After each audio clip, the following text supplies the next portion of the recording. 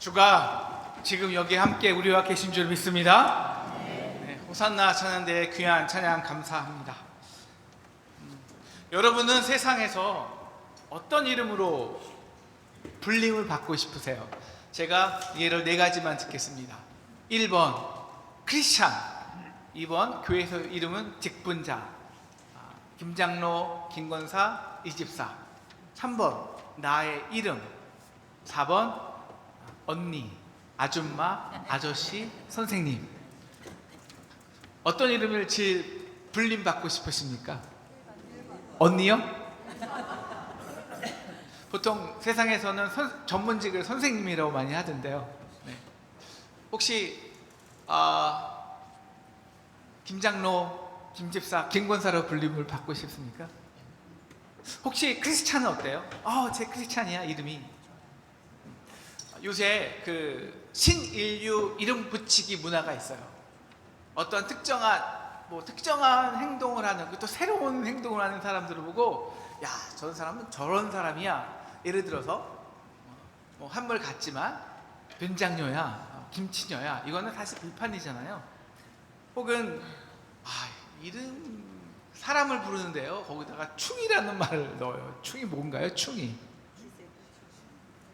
예를 들어서 맘충, 일배충.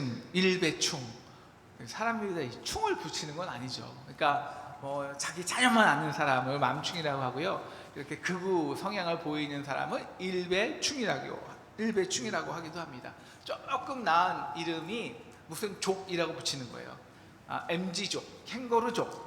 아르바이트하며 자신의 상태를 만족해하는 사람들을 자발적 프린터족, 이렇게 욜로족, 이렇게 족이라는 이름으로 새로운 성향을 보이는 사람들을 붙이는 사회 현상이 있습니다. 근데 다 하나같이 다 부정적이에요. 긍정적인 거 봤나요? 가끔은 자기가 붙인 이름이 있어요. BTS의 그 팬클럽은 자기를 아미라고 부릅니다. 아미다. 근데 거의 다 부정적이에요. 그런데 인류 역사상 이렇게 이거 새로운 인간의 유형이 태어났어 라고 붙인 이름 중에서 가장 위대하고 가장 존경받는 이름이 있었습니다. 뭘까요? 바로 크리스천입니다. 크리스천. 오늘 말씀으로는 안디옥에서 비로소 그들이 그리스도인이라 불림을 받았더라. 이 불림을 받았다는 것은요, 교회 안에서 불렸다는 게 아니에요. 세상이, 안디옥 밖에 있는 세상 사람들이 안디옥 교회에 다니는 사람들 보러, 야, 저 사람들은 크리스천이야. 여러분, 오늘 말씀 제목처럼 크리스찬은 세상이 우리에게 준 이름입니다. 물론 그전에도 그 교회 안에서 부른 이름들이 있었어요. 가장 중요한 이름들이 제자였죠. 그래서 제자들이 비로소 그리스도인이라 불림을 불렸다라고 하고요. 예루살렘 교회에서는 서로 제자 혹은 사도 이렇게 불렸습니다. 마치 우리가 이장로, 김권사 이렇게 부르는 것 같죠. 사실 우리의 정체성과 가치는요, 우리 내부에서 부르는 이름이 아니라 세상에서 우리를 부르는 이름으로 결정됩니다. 아직 2000년이 지났지만 세상에서 아직 우리를 크리스천이라고 하죠. 기독교인. 그런데 그게 과연 존경과 놀람과 권위를 주는 말일까요? 우리가 왜 안디옥에서 비로소 그리스도인, 크리스찬이라 불림 받았냐라는 그 의미를 알기 위해서는 그 당시 안디옥이라는 그 도시와 또 안디옥에서 어떻게 안디옥 교회의 본질적 의미를 이루었는지를 봐야 합니다. 그래야 그 이름의 의미를 알겠죠. 안디옥은 오늘날 터키 남부지방에 있는 도시로서 50만 명 살고 있었는데요. 당시 로마나 알렉산더 다음으로 세계 3대 도시였습니다. 굉장히 경제적으로 발달되어 있는 곳이긴 하지만, 그래서 많이 배우고 돈 잘 벌고 전문 직종에 있는 사람들이 많지만 경제가 풍성하면 반드시 향락과 퇴폐가 있잖아요. 도덕적으로 많이 타락하였던 곳이기도 합니다. 그런데 그 이방의 사람들이 안디옥 교인 보고, 야, 저 사람들은 정말 그리스도인이야. 다시 말하면 크리스찬이잖아요. 크리스찬이라는 뜻이 뭡니까? 예수처럼 사는 사람이야, 예수 닮은 사람이야, 예수를 따르는 사람이야, 예수의 말씀대로 사는 사람이야 라고 누가? 세상에서 이름을 지어줬다는 거예요. 똑같이 안디옥에 장사하는 사람이지만, 야, 저 사람은 좀 달라. 정말 정직하고 그냥 웬만하면 자기가 손해보고 절대 남에게는 손해를 끼치지 않아. 내가 이번에 좋은 과일을 사야 되는데 어디로 가야 되지? 야, 저 크리스찬에게 가봐. 크리스찬 절대 손해본 일 없어. 이게 이름이었어요.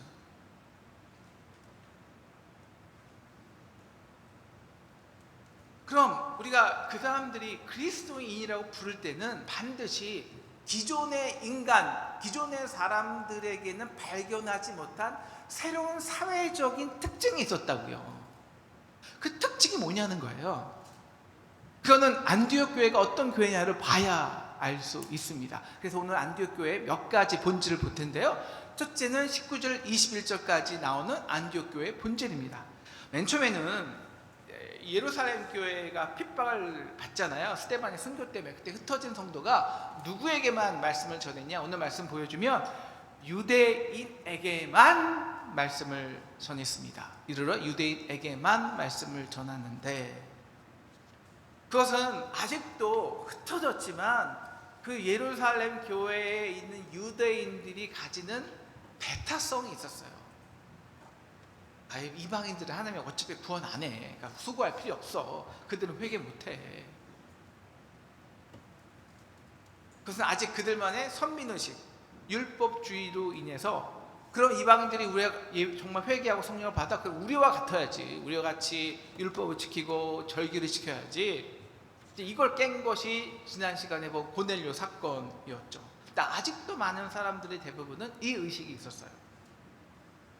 바로 예루살렘의 이 배타성을 치시기 위해서 하나님은 예루살렘을 핍박하셨고 오히려 흩어지게 됐어요. 그리고 20절 보면 그 중에 구브로와 구레네 몇 사람이 안디옥에 있는 주로 헬라인들, 이방인들이 사니까 복음을 전했는데, 주 예수의 이름을 전했는데, 그냥 이방인들이 그 복음을 듣고 막 회개하고 변화되고, 21절 보니까 주의 손이 그들과 함께 한 거예요. 놀라운 부흥이 있는 거예요. 그러니까 예루살렘 교회가 깜짝 놀라서, 이거 진짜 이방인에게도 하나님의 선물을, 성령을 주신다고? 예수를 믿게 하신다고? 진짜야? 그래서 바나바를 파송하잖아요. 너 진짜 좀 한번 봐봐. 그거 진짜 성령이 역사하는 건지 아니면 무슨 이단이 역사하는 건지 네가 가서 판단해봐. 바나바는 성령이 충만한 사람이었기 때문에 언제나 새로운 현상에 대해서 자신만의 선입견이 없잖아요. 한번 말씀드렸지만. 그렇기 때문에 바나바를 보낸 거예요. 안디옥은 예루살렘 교회의 모토 있잖아요. 유대인에게만 이라는 모토를 헬라인에게도 라며 그 교회의 문을 활짝 열었습니다. 다시 말하면 안디옥 교회의 본질은 열린 교회였어요. 오픈 처치. 여러분, 크리스찬의 의미에는, 가장 큰 본질의 의미에는 오픈니스, 열림이 있습니다. 그래서 주의 손이 함께 있다는 거예요. 우리 기독교의 역사적으로 볼 때 가장 기독교의 부흥과 놀라운 일을 이룬 모든 공동체를 찾아보면요, 하나도 빠짐없이 열린 교회, 열린 공동체였습니다. 하나님의 폐쇄된 공동체에서는 결코 역사하실 수가 없어요. 성령이란 영 자체가 사랑의 영이고 다른 일을 향해 열려있기 때문입니다. 이것이 성부, 성장, 성령이란 이름이에요. person이라는 그 자체가 뭐냐면 turning toward other, 존재 자체가 남에게 열려있는 거예요. 남에게 열려있는 거예요. 이게 존재예요. 그 자체. 여러분, 열려있다는 것은요, 우리의 다른 사람들의 지식의 수준이나 다른 사람들의 어떤 견해나 외모로 인해서 판단하지 않았다는 거예요. 그래서 내가 오픈시켰다는 것은 그들을 받아들이기 위해서는, 그 많은 다양한 사람들을 받아내기 위해서는, 품어주기 위해서는, 오픈됐다는 것은 품어주는 건데 반드시 나를 낮춰야 돼요. 나를. 내 기준이 높으면 그들을 우리가 어떻게 받겠습니까? 낮아야지. 종이 되어서 섬겨야지. 언제나 그럴 때 놀라운 능력이 있었어요. 성령의 능력이 주와 함께 했어요. 그래서 안디옥의 한 사람이 묻는 거예요. 혹시 이건 좀 도움을 청하기 어려운 문제인데, 저 사람의 이름이 크리스찬이라고 하는데 그에게 좀 도움을 청해도 될까요? 당연히 해봐. 저 사람 크리스찬이잖아. 열려 꽉 막힌 사람 아니야. 뭐라도 한번 해줄 걸 한번 시도해봐. 가서 도움을 청해. 이게 크리스찬입니다. 요즘 우리 크리스찬들이 세상에서 이런 존경과 높임을 받지 못하는 이유가 있습니다. 우리 다 아는 거지만 현재 기독교인이 가장 비판받는 1위가 뭐냐면 배타성이에요. 우리와 같지 않으면 끼리끼리 내가 믿는 방식으로. 그래서 제 크리스찬이래, 제 교회 다닌대. 그러면 솔직히 우리 젊은 청년들은 회사에서 자기 교회 다닌다고 크리스찬 말 못해요. 그러면 같이 일하고 싶지 않대요. 쟤 꽉 막혔을 거야. 걔 혹시 자기 세에 갇혀 있는 애 아니야? 이런 부정적인 인식이 포함되었기 때문입니다. 그 이유는요, 우리 교회라는 공동체부터 다른 이들에게 열려있지 못하기 때문입니다. 두 번째 안디옥 교회의 가치는 커넥티드 처치, 다시 말하면 연결된 교회였습니다. 우리 22절을 보시면 예루살렘 교회가 이 소문을 듣고 바나바를 이제 안디옥 교회에 보내잖아요. 뭐 감동으로 선생으로 보내는 겁니다. 그럼 솔직히 안디옥 교회는 내가 왜 예루살렘 교회 지도를 받아야 되는데, 우리는 그들이 못하는 이방 전도를 열심히 하고 있는데 우리가 왜 예루살렘 교회에 종속돼야 돼? 왜 바나바가 우리 감독자야? 우리 잘할 수 있어. 그러지 않았어요. 예루살렘 교회의 권위를 인정했고 그들이 파송한 바나바를 온전히 받아들였어요. 그리고 열심히 배웠어요. 그들의 바나바의 리더십을 인정했다는 거예요. 그 결과 우리 23절을 보면 하나님의 은혜와 기쁨이 더욱 더 넘쳤다라고 나와 있어요. 주와 함께 머물러 있으라. 그래서 이 크리스찬이란 이름에는 연결성이 있어요. 연결성. 쟤들은 끼리끼리만 노는 사람이 아니라 뭔가 세상과 연결되어 있고 이웃과 연결되어 있고 서로의 권위를 존중하고 그렇게 함께 배우고 함께 머물러 있는, 함께 거하는 줄 아는 사람들이야. 친구가 여행 가는데 한 자리가 비어. 쟤 넣자. 쟤 크리스찬이래. 쟤 독불장군 아닐 거야. 쟤 함께하는 거 그렇게 어렵지 않을 거야. 요번에 이번 우리 팀에 한 명이 비는데 쟤 이름이 크리스찬이래. 쟤를 넣었으면 좋겠다. 요즘 젊은 애들 같이 자기만 알지 않아. 함께 배우려 하고 연결되고 함께함의 가치를 알고 서로 격려하고 세워주는 애래. 이 의미가 크리스천이란 이름에 붙여진 거예요. 그래서 그들을 크리스천이라고 그런 거예요. 세 번째는 안디옥 교회 리더십입니다. 바나바의 리더십이죠. 바나바는 성령이 충만했습니다. 성령의 리더십입니다. 성령의 리더십은 계속 우리가 사도행전에서 보는 것처럼 우리를 계속 열어 제치게 해요. 두루 다니게 해요. 나와 다른 곳으로 열어가고 전도하고. 그래서 본질적으로 뭡니까? 유대와 사마리아와 땅 끝까지 확장시키고 연결하고 오픈하는 거예요. 성령의, 이게 리더십이에요. 그런 리더십에는 반드시 어떤 리더십이 있냐면 동역의 리더십입니다. 동역의. 이 바나바가 이 사람들을 이제 온전히 말씀으로 가르쳐야 되는데 이방 문화에, 이방 헬라 철학에 있는 사람들이에요. 이걸 어떻게 할까 생각해 보니까 바나바가 누구를 섬겼어요? 네, 사도 바울을 섬겼어요. 그를 먼저 이해해 주고 그의 말을 듣고 그의 회심이 왜 진정인지를 알게 되었어요. 그러니까 그를 섬겨주면서 그가 이방 문화와 헬라 철학에 정통하다는 것을 알았고, 오히려 다소에 오히려 가서 야, 나와 함께 동역하자, 나와 함께 가르치자라는 제안을 하게 합니다. 그래서 오히려 사도 바울을 세워주고 사도 바울이 이 교회 안에서 이들에게 헬라 문화, 헬라 이방 문화에 있는 사람에게 진정한 복음의 의미가 뭔지를 함께 1년 동안 열심히 빡세게 가르치는 거예요. 빡세게. 그래서 그 결과 비로소 안디옥에서 제자들이 크리스천이라고 불림을 받게 된 거예요.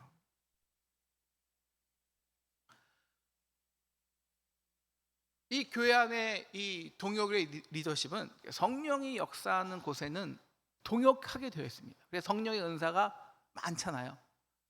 성령의 은사가 양성과 충성과 온유와 절제뿐만 아니라 가르치고 전도하고 세워주고 섬기고 수많은 은사가, 그런 다양한 은사자들을 발견하고 세워주고 동역하며 한 몸을 세우는 게 복음이에요. 그게 복음의 본질이에요. 그러면 이 모든 리더십은 중간에 있는 속장들, 권사들, 인도자들을, 그리고 밑에 있는 교사들에게 다 점점 흘러가 이양되는 거예요. 그래서 교회가 오픈 처치가 되고 커넥티드, 연결된 교회가 되면 자연히 그 안에 있는 리더십들은요, 동역과 섬김과 포용의 리더십이 됩니다. 그렇게 사람을 섬겨주면서, 스스로 낮추면서, 다른 사람을 섬겨주면서 그들이 잘하는 일을 발견하게 하고 더 잘하도록 격려하고, 그렇게 그 사람을 교회 안에서 세워주고 함께 동역하는 것, 이것이 동역의 리더십이죠.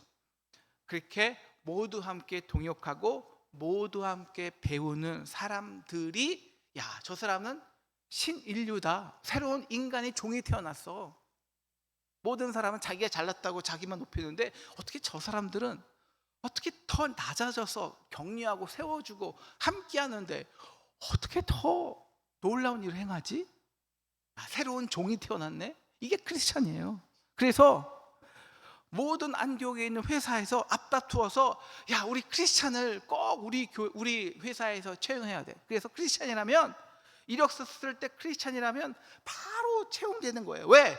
그 사람들은 낳고 섬겨주면서 함께 일을 이루어가는, 일할 줄 아는 사람들이야 라는 별명이 크리스찬이니까요. 그래서 중요한 건 26절이에요. 그렇게 바나바와 바울이 서로 동역하여 1년간 모여 있어 큰 무리를 가르쳤고, 이 가르침으로 인해서 제자들이 안디옥에서 비로소 그리스도인이라 일컬음을 받게 되었더라 라고 말합니다. 그러면 우리가 이걸 봐야 돼요. 이걸 여러분 여기 주목해 보세요. 어떻게 가르쳤길래, 도대체 그 가르침은 어떤 가르침이길래 1년만 가르쳤는데 어떻게 안디옥 교회 사람들이 세상에서 이런 크리스천이란 별명을 갖게 되었냐고요. 새로운 종이 태어났네. 어떻게 저럴 수 있지? 야, 우리 다 재채용해야 돼. 우리 함께 쟤네들 같이 살아야 돼. 우린 정말 배워야 돼. 쟤네들로부터. 이런 사람들이 어떻게 1년 동안 변화될 수 있냐는 얘기예요. 어떤 가르침이길래.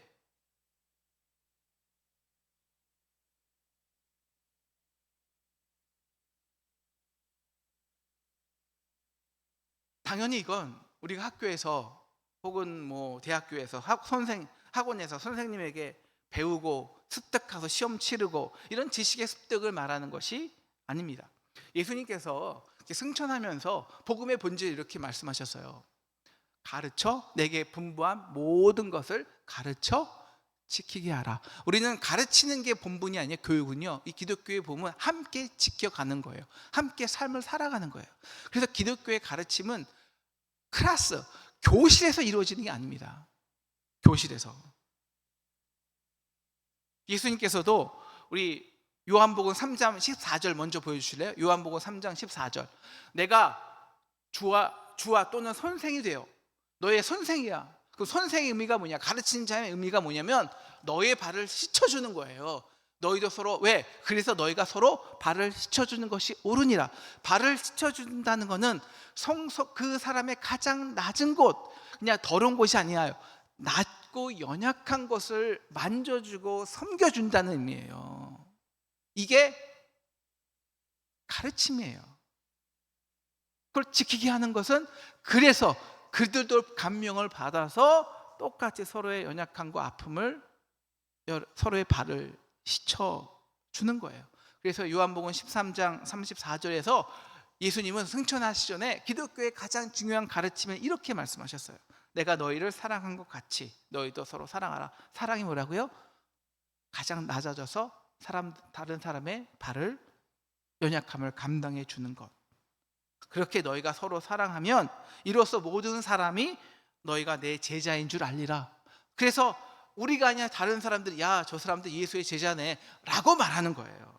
그런데 예루살렘 교회는 이 서로 사랑의 대상을 유대인에게만 한정했다고요. 그게 제자예요. 그런데 우리가 배웠잖아요. 우리가 사랑할 만하면, 형제만 사랑하면 그게 사랑이냐? 아니라는 거예요. 사랑의 본질은 열려 있는 거예요. 타인이에요. 타자예요. 그래서 나를 향해서 밖으로 나가는 거예요. 이게 사랑이에요. 그래서 예수님은 이 사랑의 대상을 원수까지 확대시켰습니다. 내가 너에게 이르노니 너희는 원수를 사랑하며 너희를 박해하는 자를 위하여 기도하라.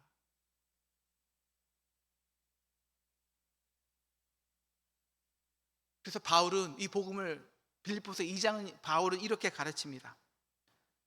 예수는 근본 하나님의 본체시나 오히려 자기를 비워, 이게 열려진 거예요. 오픈한 거예요. 자신은 종의 형체를 가지사. 왜 종의 형체를 가졌어요? 가장 낮은 자로. 왜? 그래요, 나와 다른 모든 사람들이 죄와 허물을 감당할 수 있기 때문에. 이게 크라이스트예요. 그럼 크리스찬은, 이게 크라이스트면 크리스찬은 뭐냐? 크리스찬은 뭐냐? 예수를 따르는 사람은 뭐냐는 거예요.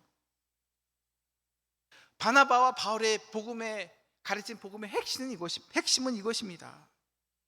하나님은 낮고 천한 우리를 사랑하시기 위해, 우리의 발을 씻어주시기 위해서 그 거룩한 신성이라는, 성부 성자 성령이라는 신성이라는 도저히 범접할 수 없는 완벽한 신성의 울타리를 열어 젖히셨다는 거예요. 오픈했어, 깼어. 그리고 가장 사랑하는 독자를, 가장 인간이 낮은 종으로 이 땅에 독자를 보내셨어.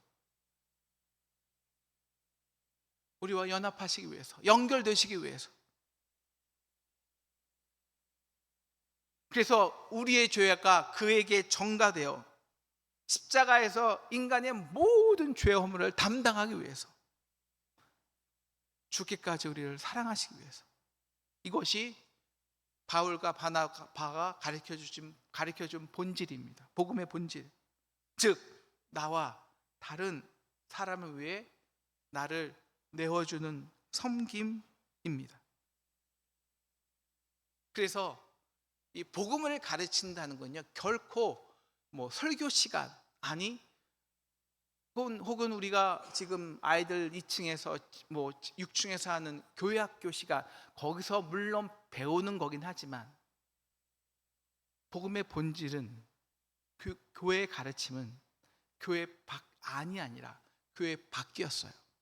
그래서 기독교의 이제 그 커리큘럼 있잖아요. 무슨 뭘 가르치면 교재가 있어야 되나요?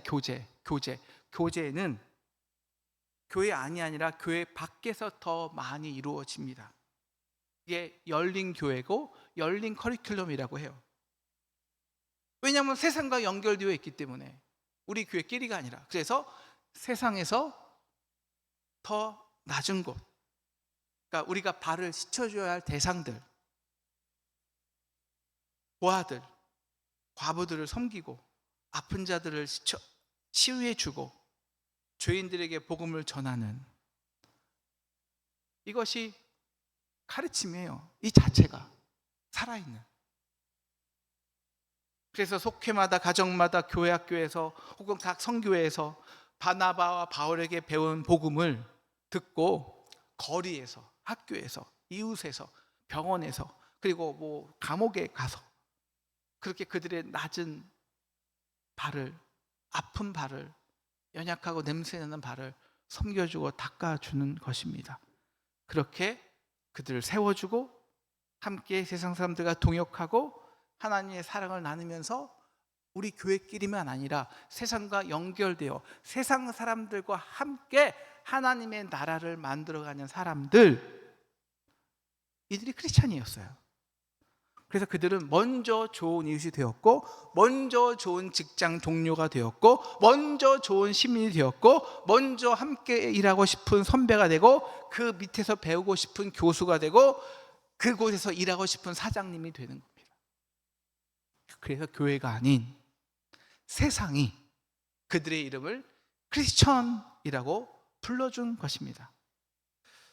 이제 18절을 보면 유대에 사는 형제들에게 큰 흉년의 소식이 있다고 들었어요.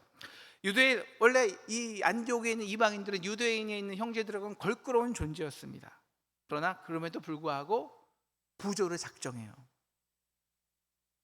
어떻게 멀리 떨어져 있는 유대인들을 돕고자 힘쓸 수 있을까요? 이게 복음의 본질이니까. 예수의 십자가로 유대인과 이방인이라는 담이 예수의 육체로 헐렸어요. 이게 복음이에요. 여러분, 이 부조를 내는 것이 그 어떤 가르침보다 위대한 가르침이에요. 우리 자녀들에게. 엄마, 아빠, 진짜 저기 유대인들에게 돈을 준다고 우리가? 왜 그래야 되는데? 물어볼 거 아니에요. 아, 그건 우리가 크리스찬이라 그래.